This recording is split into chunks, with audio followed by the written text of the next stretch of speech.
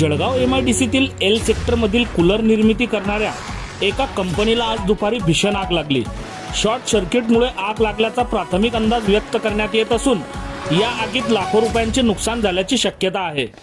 कंपनीमध्ये कूलर निर्मितीसाठी वापरण्यात येणारे कोरडे गवत, प्लास्टिकचे साहित्य मोठ्या प्रमाणात असल्याने आगीने काही क्षणातच रौद्र रूप धारण केले। घटनेची माहिती मिळताच जळगाव महापालिकेच्या अग्निशमन दलाच्या बंबांनी तातडीने घटनास्थळी धाव घेत आग विझवण्याचे काम हाती घेतले।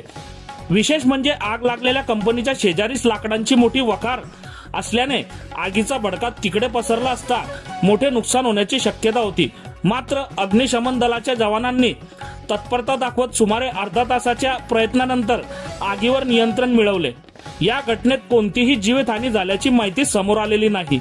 बघत रहा MH19 न्यूज।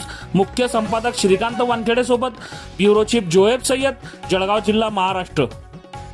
जय इंडस्ट्रीज म्हणून आहे माझा कूलर, लोखंडी प्लास्टिक कूलर बनवायचा माझा व्यवसाय आहे।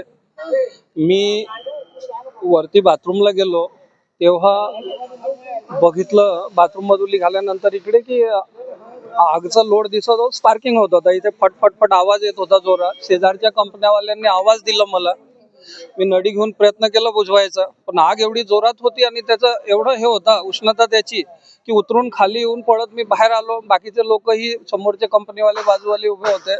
आम्ही जाऊन पटकन पहिले डीपी मधला फ्यूज स्वतःच काढून घेतला आम्ही, की काही दुसरा आणखी अनर्थ होऊ नये, करंट वगैरे उतरू नये बाकी आजूबाजूला।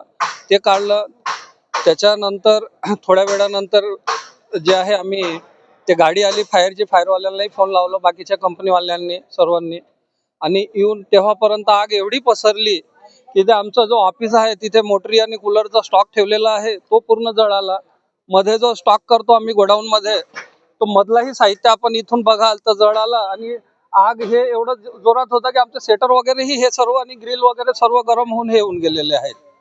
हे जेव्हा आग लागली तेव्हा आतमध्ये कर्मचारी किती होते? नाही, कर्मचारी फक्त 2-3 होते, ते ऑफिस मध्येच होते। का की प्रोडक्शन आमचा सध्या बंद आहे, सीझन एंड होतो आहे म्हणून प्रोडक्शन बंद आहे। 3-4 लोकच होते फक्त। सुदैवाने कुठली जीवितहानी झाली नाही। आम्ही पटकन सर्वांना आवाज देऊन सर्वात पहिले आम्ही सर्वांना बाहेर काढून घेतलं।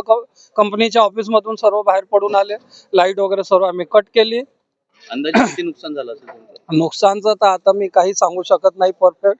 करोडो रुपयाचा माल इथे पडलेला होता माझा, पण आता सध्या सांगता येणार नाही जेव्हापर्यंत मी पूर्ण बघणार नाही। तरी अंदाज असं अंदाज आता काही सांगता येऊ शकत नाही सर मला, कारण की बघा करोड रुपयाचा माल होता माझा पण, आणि जळालेला आपण बघता इथे ऑफिस पूर्ण खाक झाला।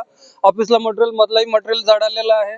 आता किती शिल्लक आहे त्याच्यातून बघितल्याशिवाय अंदाज काही सांगू शकत नाही। कशी लागली ही आग काय सांगता येईल? ही आग बघा, मी वरती आलो, बाथरूमला गेलो, वरतीच आमचं बाथरूम आहे, तिथून बाथरूम मधून निघालो तेव्हापर्यंत बाहेरचे कंपनीचे लोक आवाज देत होते। बाहेर आमच्या समोर मसाला कंपनी आहे तिकडचे लोक, आणि मग मी बघितलं तर इथे स्पार्किंग फटाफट जोरात स्पार्किंग होत होता इथे मिड साईडला, आणि आगचा लोड जो आहे पसरत होता हळूहळू।